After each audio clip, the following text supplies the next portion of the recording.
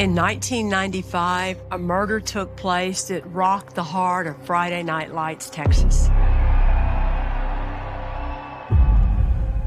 This is where the actual shooting occurred that finished the life of Adrian Jones. The shocking murder of a popular high school athlete caught in the middle of a tangle of young love and obsession.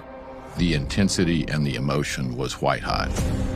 Made for one of the most famous tabloid obsessive cases ever to come out of Texas.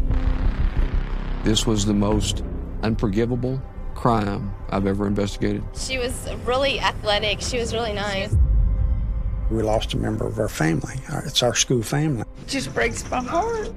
This mysterious murder forever impacted all the people involved, from the investigators to the prosecutors who had to handle the case, and one of those was a friend of mine from back at the DA's office, Michelle Hartman. To return a verdict of guilty to capital murder.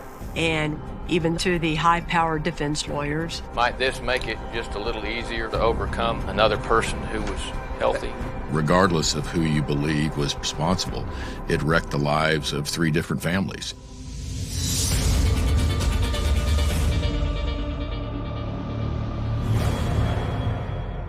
On a cold wintry morning, December the 4th, 1995, a man named Gary Foster discovered something horrible off of Seton Road and Joe Pool Lake. It wasn't a direct route anywhere. It was a very little used side road from nowhere to nowhere. Early that morning, he went down to his mailbox, and he had some property next to his house, an open field surrounded by a barbed wire fence. He looked over into his field, and he saw someone laying on the ground, feet tangled up in the barbed wire. He went over and saw that it was a young lady that was deceased. And he called the police. Grand Prairie detectives Dennis Clay and Dennis Meyer arrived to the scene that morning and find what they believed to be a teenage girl lying face up in the dirt. She's got 2 bullet wounds, one to her cheek and one to her forehead. And she has a wound to the back of her head that might have been caused by a blow from a blunt object. A crime scene can speak to you in many ways if you but listen. At the scene, crime scene recovers 2 shell casings, and because the bullets were found underneath her, that would tell us somebody stood over her and fired these shots into her face. So no, suicide was never a thought. She had some scrapes of barbed wire on her legs, and she had on shorts and just socks, like she was dressed to go to bed. The victim was not wearing what you would expect her to be wearing on a cold, wintry night. Does that mean that she was possibly abducted from her home, or was she already with her murderer, meaning she could have possibly been with somebody she knew? The victim's right hand had clutched the grass, because when a trauma of some sort occurs, cringing, it's physiological. There's no control over it. And so when the shot was fired, her body cringed in cadaveric spasm. And there's no faking that. That told us this is a primary crime scene, not a dump job. Unfortunately, other than the bullets collected from her head and the 9mm casings, there wasn't a lot of other physical evidence found at the scene. There's no identification on her, so detectives take a physical description, but we in Grand Prairie did not have a missing person that matched this physical description. So we sent a teletype to the other area police agencies, giving them the description of the body that had been found in our city limits. We got a call from the Mansfield Police Department. They had a missing person report for this 16-year-old whose mother had reported her missing that morning. The description of the body that had been found in Grand Prairie matched the description of the missing person, Adrian Jones. The family was taken to the medical examiner's office and shown pictures, and they positively identified Adrian Jones as the victim whose murder occurred in our city limits in Grand Prairie. I can't even imagine what that would be like to be asked to go down to a morgue or a hospital and identify your child. I don't even want to think about it. One of our students passed away yesterday. We We lost one of the family. The bad news comes through a loudspeaker today as students arrive early at school. The principal tells them that 16-year-old Adrienne Jones was brutally murdered. I met Adrienne through Linda, her mom. Adrienne at the time was a teenager. She actually babysat for my kids. And as soon as I found out, I went over to the Joneses' house, and I see Linda, her husband Bill is there. You know, she grabs me, and we're just holding and hugging and crying. And I can't imagine losing a child to such violence. This girl, who I know had hopes and dreams, is just gone.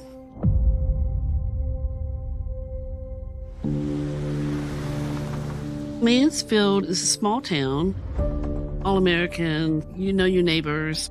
I don't think anything like this had ever happened in this area at all.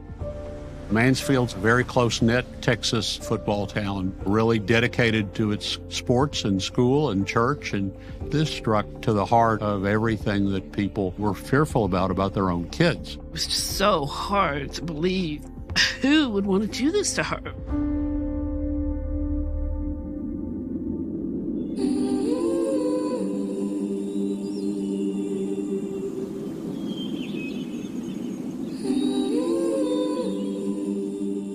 Adrienne was a bright, well-liked, popular 16-year-old sophomore at Mansfield High School. Pretty, active in school. She runs on the cross-country team, widely liked throughout the school. She makes a great first impression on everybody she meets. Adrienne was a free spirit. She loves life. She loves her family. They seem to look out for each other. Even though Adrienne's older, the only girl, I think the brothers Scott and Justin look out for her. I don't know of anybody that did not like Adrienne. She's just very friendly. She's very easy to talk to. She was definitely an innocent victim of a horrible crime for a reason to be determined.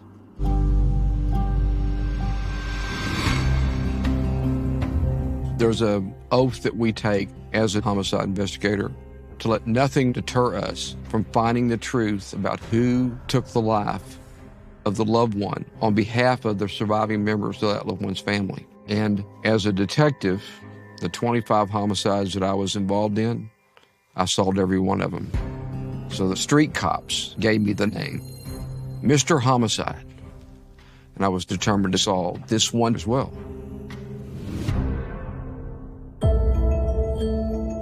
Linda told me that the night before, it was a pretty typical evening, but she did say that before she went to bed, Adrienne was still awake and she was on the phone with somebody.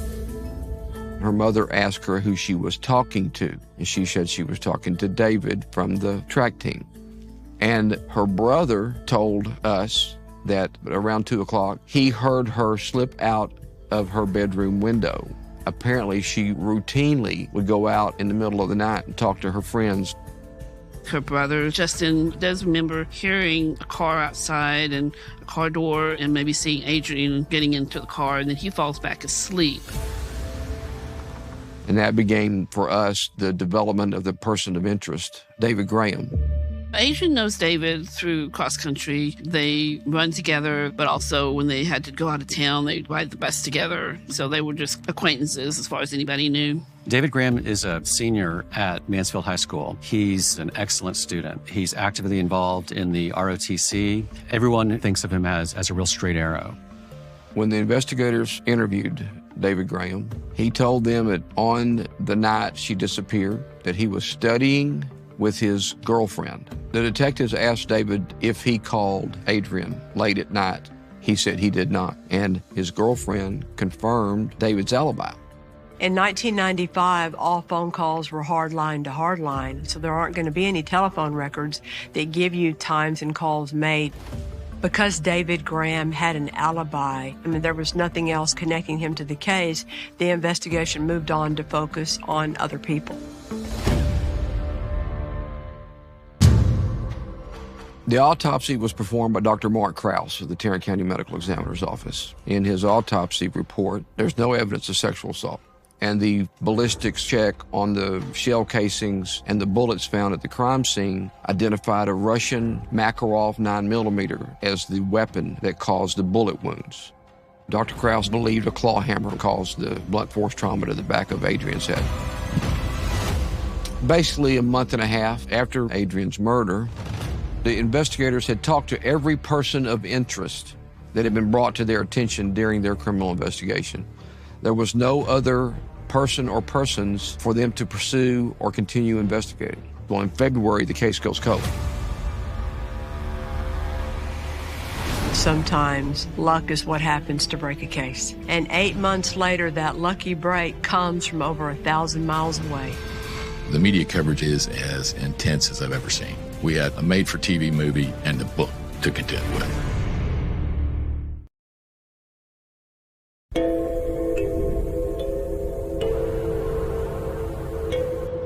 I fully believe that sometimes luck is what happens to break a case. We don't like to admit that, but it's true. And 8 months later, that lucky break comes from over 1,000 miles away. In late August of 1996, the Naval Academy reached out to the Mansfield police. They had female cadets that were having a conversation in their dormitory about how much their boyfriends loved them and would do for them. And during that discussion, there was a cadet named Diane Zamora who says, "My boyfriend loved me so much, he killed for me." And she told them he killed a girl named Adrian in Grand Prairie, Texas. Basically fessed up to these girls, trying to impress them with how much her boyfriend loved her more than their boyfriends loved them. And so those cadets took that information to the legal department at the Naval Academy. And they reached out to the Mansfield police because that's where Adrian went to school. Diane Zamora was 18 years old, and she was the alibi David Graham used when he was asked about having the phone call with Adrian. I was with Diane studying for our test. She had been talked to by the detectives, and she'd confirmed David's alibi. David Graham and Diane Zamora were known in their respective communities to be the all-American kids. Diane and David met in high school. Diane went to Forest Hill High School. David went to Mansfield High School. They got to talking to each other, and they fell in love. It had gotten very serious very quick. Diane felt like this was her one-time love of her life, the person you're going to give your virginity to. That's the way Diane was raised. After high school, David Graham is at the Air Force Academy in Colorado Springs, Colorado. And Diane is at the Naval Academy in Annapolis. And they had plans to have careers in the Air Force and the Navy, and then to wed and be a couple for life. David Graham and Diane Zamora's relationship wasn't just teenage love or puppy love. They were madly, obsessively in love with each other. Writing letters all the time, constantly communicating. They referred to themselves as Diane, who was the kitten, and David, who was the tiger. The intensity and the emotion was white hot. David is as obsessed, in love, dependent, needful of Diane as any young man ever was of any young woman. I've never seen anything like it, frankly. The naval authorities reached out to the Mansfield police, who reached out to the Grand Prairie police, and detectives went out to Annapolis and interviewed Diane. And Diane basically said, "Oh, I just made all that up. I knew about the story about that girl from the high school being killed because I wanted to impress the other girls." And the Navy made the decision to send her home on a leave of absence pending their investigation and the criminal investigation. After the Naval Academy sent her back to Texas, she lands in Dallas and promptly takes a plane to Colorado. She went to the Air Force Academy and visited with David, and they discussed what she had said and the ramifications. And then she came back and went to her grandmother's house in Forest Hill, Texas. You always want to ideally keep co-defendants or co-conspirators from talking to each other once you've identified them, because you don't want them to be able to get their story together. It messes up your investigation. On September the 4th, detectives went to Colorado Springs to interview David at the Air Force Academy. He basically started out with the same denial that Diane had made all that up, and it was a dumb mistake on her part. But then the Air Force, because now he's an Air Force cadet, they have a little power over him, ordered him to take a polygraph, which he fails. The Air Force authorities tell him, you need to tell the police the truth about what happened. Look who David Graham is. He's not some kid in public school who wants to smoke weed and detail his van. He's the Air Force Academy, the essence of regimentation. Sir, yes, sir. Sir, no, sir. David is going to do what the authority figures are basically telling him to do. David, after being advised of his rights against self-incrimination, sat down and typed a 4-page statement giving all the details about how he and Diane killed Adrian Jones and why. In his confession, David talks about on November 4th, a month before the murder, David and Adrian are at a track meet together and on the same team. I was giving a friend a ride home late one night after returning from a cross-country meet in Lubbock, Texas. Adrian surprised me by asking me to take some turns that I knew were out of the way. After being directed onto a dark path behind an old elementary school, I parked the car. The events that followed are not pleasing for me to relate, as they go completely against the moral background I have grown to appreciate. David tells Diane about Adrian and the fact that he has had a sexual relationship with her. And at that point, Diane just becomes out of control with jealousy and a need to make it right. The only way he could make it right was to kill her. The request of Adrian's life was, not for a second, taken lightly by me. I couldn't even believe she would ask that of me. The person who had taken from her the one thing she wanted the most from him, his virginity.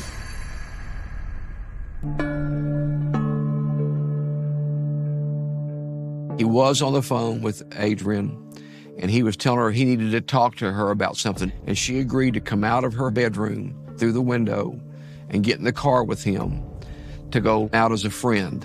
And David promptly takes Adrian out to Joe Pool Lake in Grand Prairie.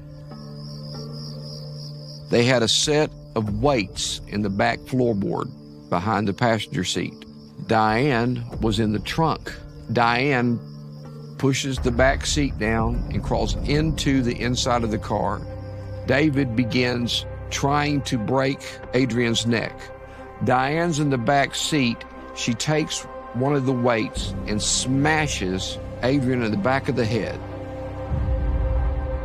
Adrian somehow crawled through the window and, to our horror, ran off. I was panicky and just grabbed the Makarov 9mm to follow. To our relief, at the time, she was too injured from the head wounds to go far. He got out of the car, walked over to where her body was. Diane told him, finish it.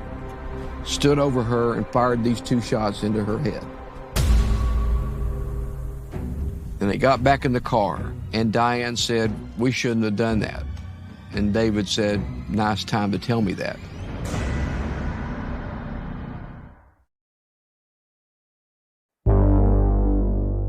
When Diane told David that they shouldn't have done that and killed Adrian, David says, now you tell me. That just reemphasizes to me that this was always a stupid plan that never needed to happen. And Adrian Jones paid the ultimate price. The detectives faxed that statement to the Grand Prairie Police Department, and the Air Force Academy held him in custody until extradition came and extradited David to Tarrant County.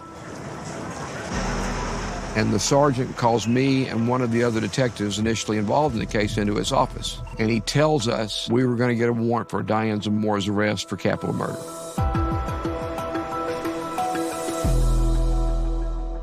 After she was booked, I took her into an interview room and I said, I have a statement that David made.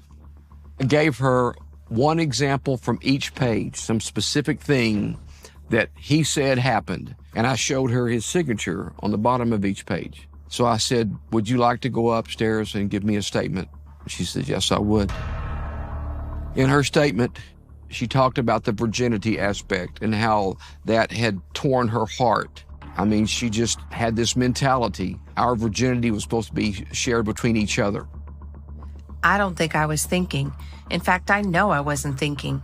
I screamed at him, "Kill her, kill her." All David wanted to do was make everything better. David promised to do that, and David has never broken a promise to me.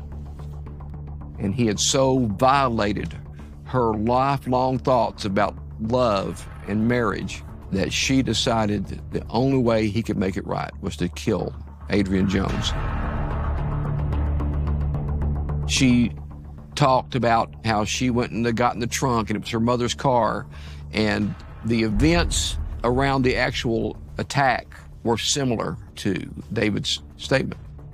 He shot her twice in the head. He ran back and jumped into the car and drove off as quick as he could. I remember the first words out of his mouth were, "I love you, baby. Do you believe me now?" The investigators were able to obtain a search warrant for David Graham's father's house. And in the attic of that house, they were able to recover a 9mm Makarov pistol and some weights that had blood on them. Blood that was a positive match to Adrian Jones. We also found Diane Zamora's mother's car, and inside the door panel of the passenger side was Adrian Jones' blood. Nearly a year after a Mansfield teenager was found shot to death near Joe Pool Lake in Grand Prairie, police say 2 military students have confessed to Adrian Jones's murder. There's nothing more devastating than the loss of a child, no matter how it happens. This didn't just shake people in Mansfield. What made this a national story was that this was a Navy and Air Force cadet. The media coverage in this case is as intense as I've ever seen. Before anything can be brought to trial, you already have a made-for-TV movie out. She must suffer the consequences. Whatever you say. You have a book written about this case that probably have a whole lot of inaccuracies. It could potentially make your case harder to prosecute.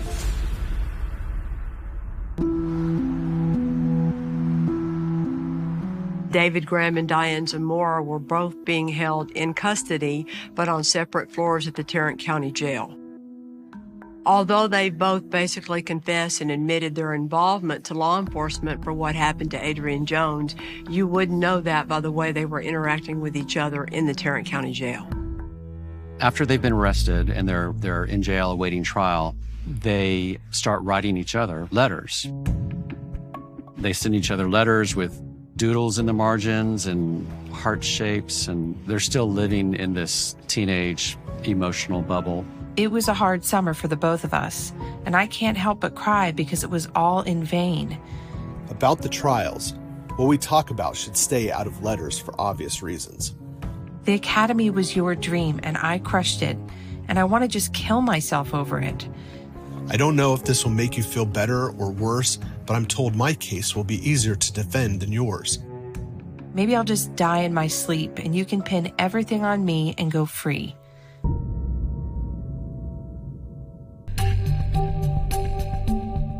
On top of the national sensation this case already presented, Judge Joe Drago, in one of the first times ever, let court TV cameras in to film the whole trial. Back then, all the old school judges didn't believe in cameras in the courtroom. And I remember thinking the first time they filmed one of my trials, how many little things people could learn and see for real as far as how things really work in the courtroom. Linda Jones, Adrian's mother, tried to be very honest and open, reminded everyone to always remember Adrian and always put Adrian first. She's with us every day for the rest of our life in joy and happiness. And we're going to remember that joy and happiness always as a family. But it wasn't the massive media attention that was the biggest issue in this case. When you have this romantic relationship, male-female, you have to worry that is somebody going to feel sorry for her that the boy was a brute and talked her into doing it?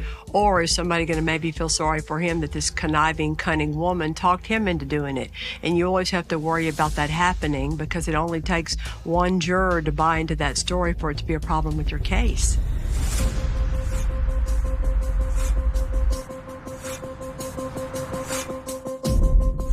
Diane's trial begins February 2nd, 1998. She's the first one to go to trial, and she's facing a charge of capital murder. Because in Texas, capital murder is murder committed during the commission of what we say happened to be one of the enumerated or underlying felonies. In this case, aggravated kidnapping. They unlawfully encouraged her to come out of her house. So that was basically a kidnapping. And kidnapping in the course of murder is called capital murder.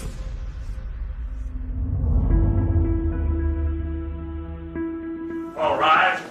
From the beginning, Diane presents a very put-together image. She's always just meticulously dressed and fairly stoic, unemotional in the courtroom all day in front of the jury.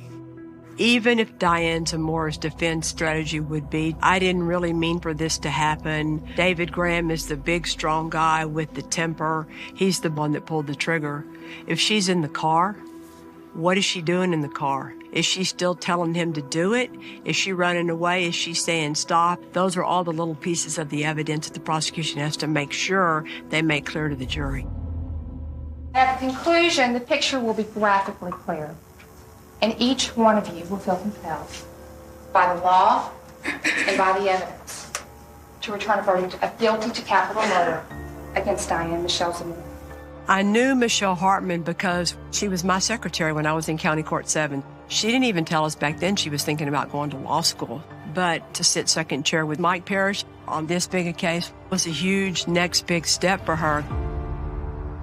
Diane's defense team focused on pushing all of the blame on David.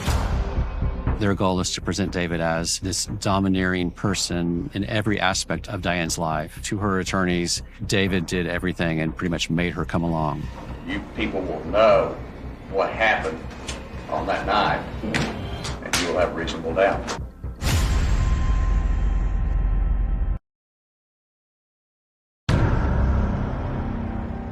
One of the things that the defense in Diane Zamora's trial was really fighting against was having the judge allow into evidence Diane Zamora's written statement.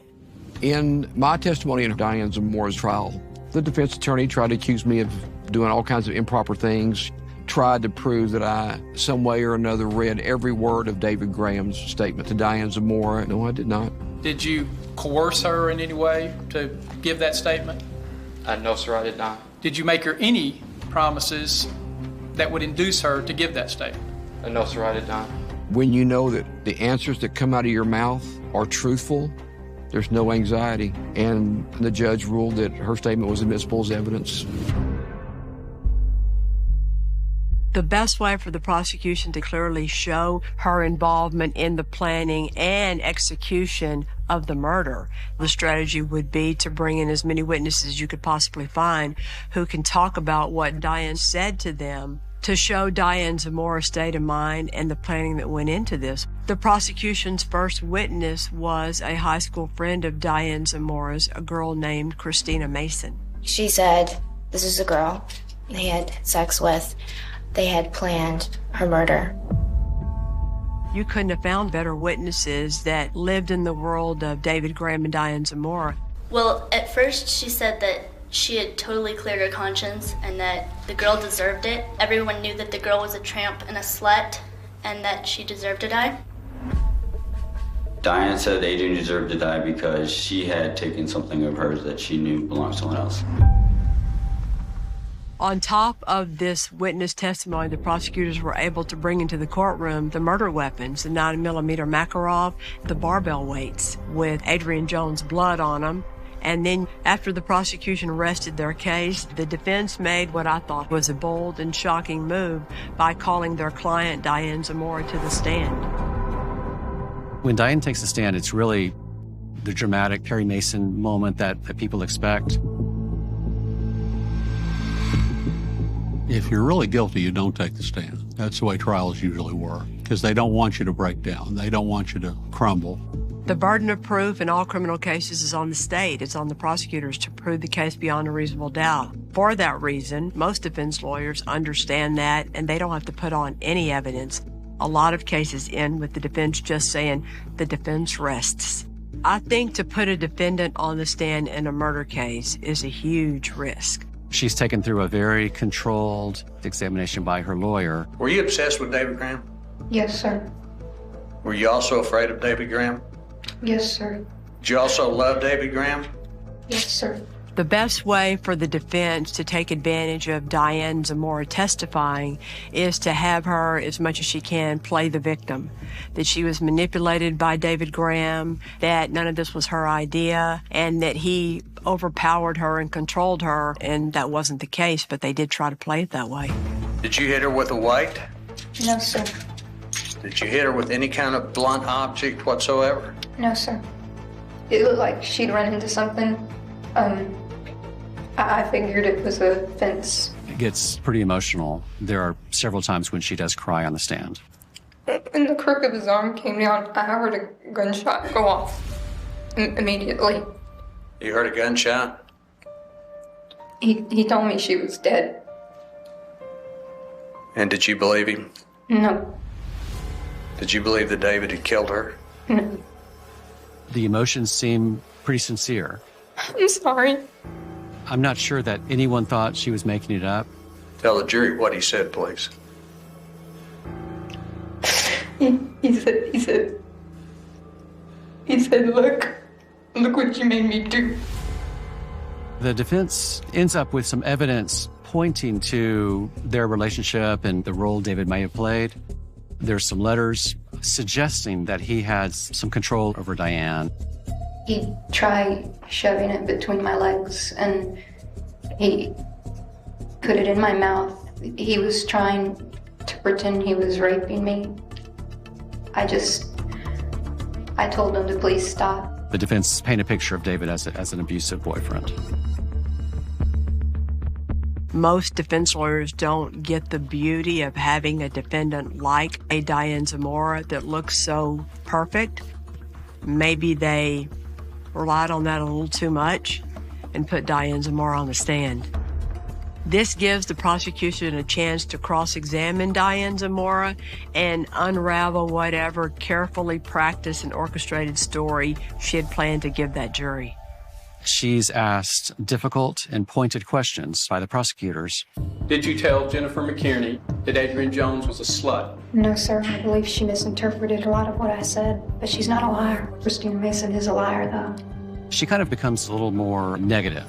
You could sense that perhaps she's getting angry.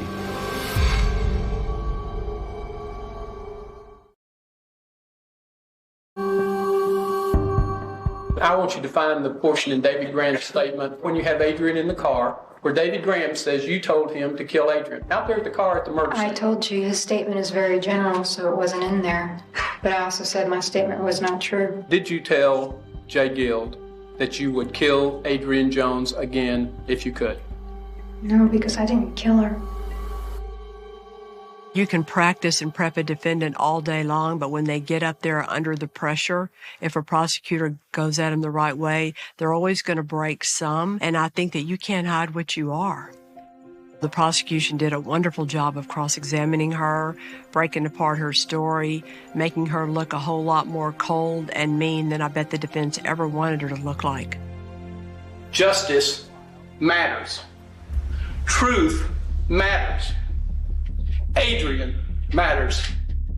Diane Zamora, on December 4th of 1995, was judge, she was jury, and she was the executioner. After closing arguments, the jury was sent back to begin deliberating. They deliberated all afternoon, and just when people were starting to wonder if it was going to be a protracted deliberation, they come back and return a unanimous verdict. We, the jury, find the defendant Diane Michelle Zamora guilty of the offense of capital murder as alleged in the indictment. The district attorney was going to seek the death penalty in Diane Zamora's trial. Linda Jones went to the district attorney and said, I don't want parents to have to deal with what I've dealt with. I don't want the death penalty to be asked for. It's difficult to lose a child, but to see other children die is pointless. What the Jones family did was an act of true grace. Basically, when she was found guilty, it was just capital life, which was 40 years from the day you were arrested. With the conviction of Diane Zamora, the prosecutors don't really get to rest on their laurels because they know that they have coming down the road 5 months from then the trial of David Graham. David Graham hired Dan Cogdell. Personally, I know him very well, and I can tell you he is one of the best lawyers I have ever seen in the courtroom, and I've referred people to him as the best lawyer that they could possibly ever want to hire. I had just defended Clive Doyle in the Branch Davidian case, and David's mother, I think, read about that result and called me to assist her son in his charges.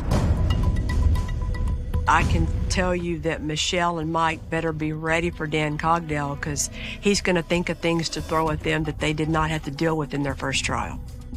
You don't have to be around those two kids for more than about 60 seconds to figure out who's the controlling alpha in that relationship. There's no question Diane Zamora is more responsible. This murder would have never happened but for Diane Zamora. Period, full stop.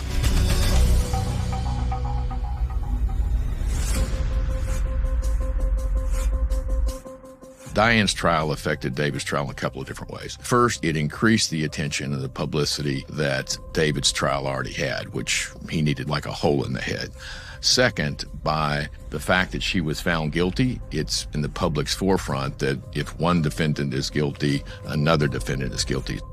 The benefit that David Graham's lawyers have, Dan Cogdell and his team, is that they now have a playbook that they can look at to see what the prosecutors are going to do, the order they put on witnesses, the specific questions they ask of all the witnesses, like a cheat sheet that they can use to see what's coming at them when they get ready to go to trial.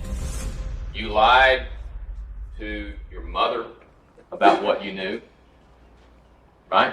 Yes. You lied to your principal about what you knew. Yes. You lied to the police about what you knew. Yes. Dan Cogdell does what he does best. He starts poking holes at the witnesses' stories.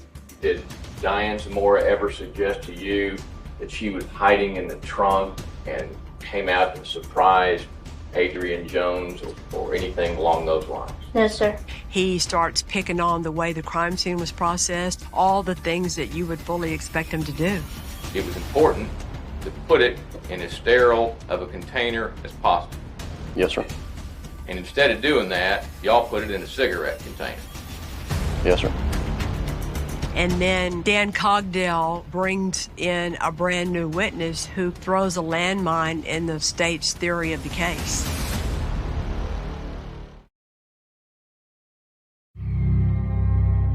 After Diane Zamora's guilty verdict and as David Graham's trial began, the one thing that up until then everybody thought they understood was the motive for why this murder happened. That is, until this new witness came forward, turning the whole case upside down.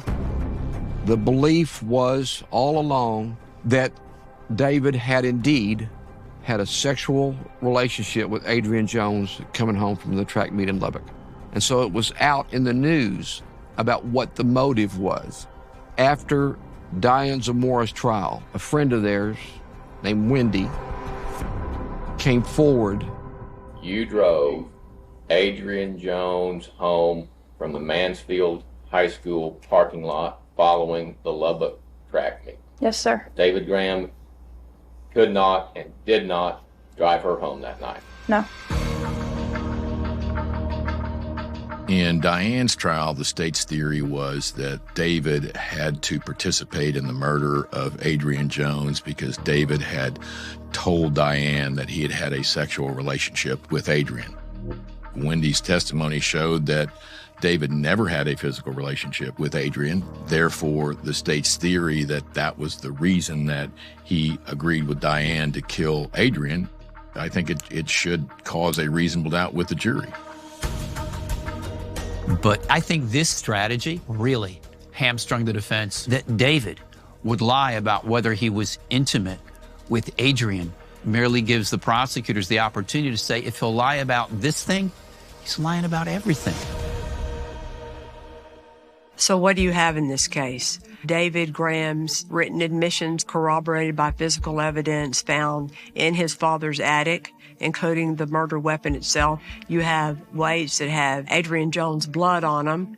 You have corroboration from everything Diane Zamora said.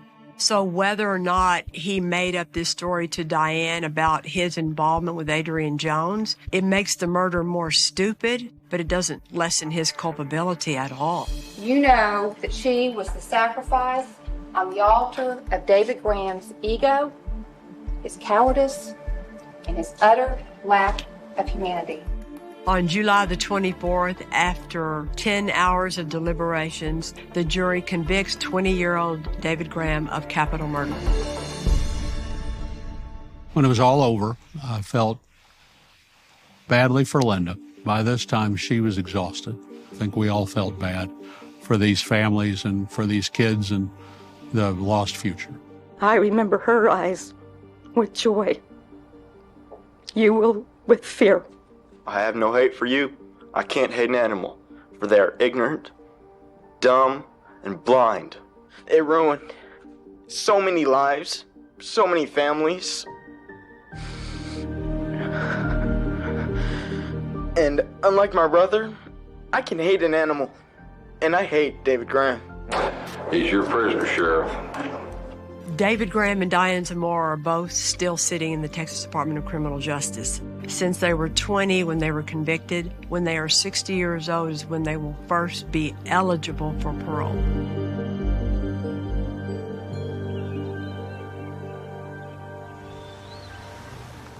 "104 homicides I worked and or supervised in 18 years, 1 month, and 15 days in major crimes. The murder of Adrian Jessica Jones is the most gruesome and unnecessary, unforgivable crime that I had anything to deal with in my career. You put me in front of a parole board, a man that can maintain his composure is probably not going to maintain his composure in that moment. Because this young lady who would be 43 years old now is not here, doesn't have any children, doesn't have a husband. I apologize. The thing that makes me the craziest about this case, it was just so senseless. 3 teenagers who had their whole lives in front of them, and look what happened. 2 are rotting in prison cells for the rest of their lives, most likely, over nothing, over an obsessive love that went crazy wrong. And Adrian Jones is lost forever, and her family is still having to deal with that.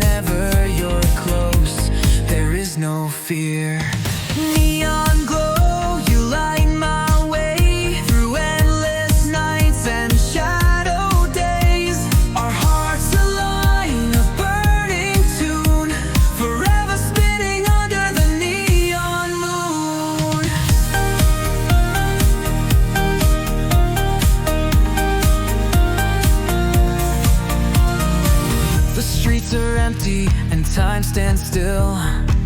We're writing love on every windowsill.